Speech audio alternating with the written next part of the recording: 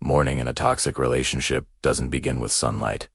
It begins with tension, a subtle tightening in the chest before the day even opens its eyes. A soft dread, the kind you pretend isn't there as you take your first breath. You don't think, "I'm unsafe."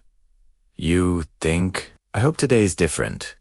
But hope becomes a fragile ritual when you live beside someone whose storms arrive without warning, walking on quiet floors.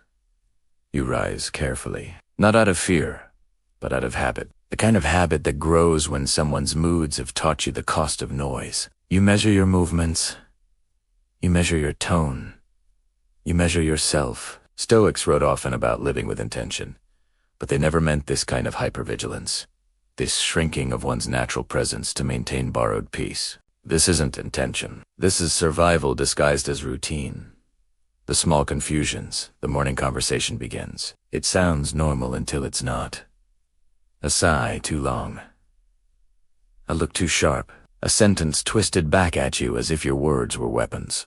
You try to explain yourself, even though you did nothing wrong. You think, if I just choose my words better, if I stay calm, if I don't give them reason. This is the slow erosion that doesn't feel like abuse. It feels like responsibility. But Marcus Aurelius warned, you are not responsible for another's judgments. And yet, here you are, holding them as if they're yours. Pretending you're fine at work, or with friends. You are a softer version of yourself, a mask made of humility and tiredness. People say, you look stressed. You say, I'm just tired. But what you mean is, I haven't been at ease in months.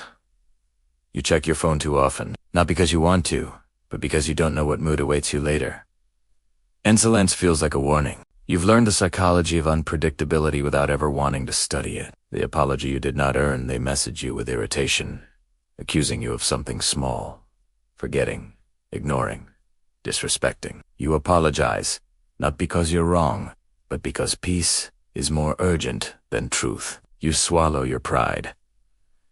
You cut yourself down. You hand them comfort they did not earn. A quiet part of you whispers, this isn't love. But the louder part's a loyal part, hopes that keeping them calm will keep you safe. Evening. The trade you never agreed to, you go home. Your real voice stays outside.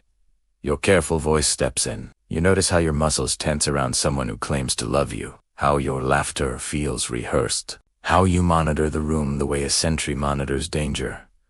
Love shouldn't feel like surveillance, but here you are, keeping track of tone shifts, predicting explosions, avoiding triggers you didn't pull. And even in the calm moments, those brief, confusing stretches of warmth, you're waiting for the temperature to drop.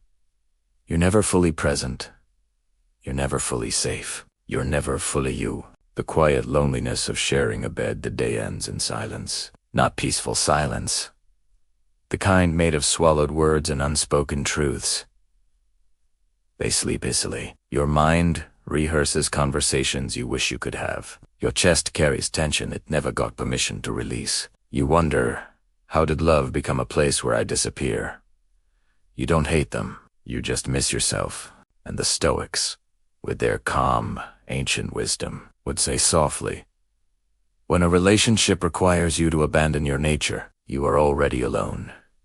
A day in a toxic relationship is not made of dramatic moments. It is made of small abandonments, the ones you perform on yourself to keep someone else comfortable. And while you may feel trapped, you are not weak. Your endurance is not foolish. It is human. It is hope trying to survive in a place where hope was never meant to live. But here's the truth whispered, not forced.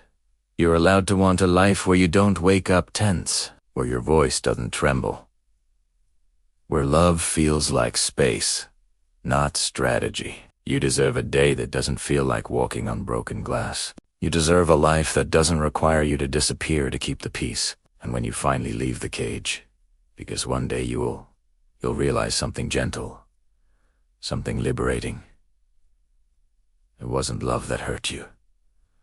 It was the absence of it, and your return to yourself will be the softest freedom you'll be ever known.